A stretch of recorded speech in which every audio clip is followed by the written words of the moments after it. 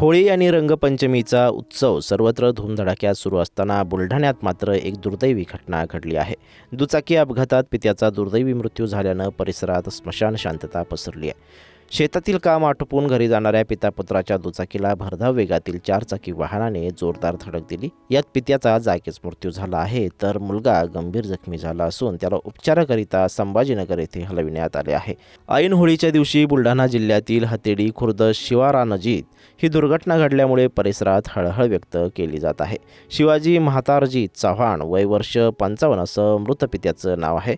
विशाल शिवाजी चव्हाण वय वर्ष 28 हा गंभीर जखमी असून त्याच्यावर उपचार सुरू आहेत। सध्या समृद्धी महामार्गाबरोबर राज्य महामार्ग देखील गुळगुळीत झाले आहेत। कमी वेळामध्ये जास्तीत जास्त अंतर कापणे याची स्पर्धा लागलेली असते आणि यामध्येच असे अपघात मागील काही दिवसात समोर येत आहेत।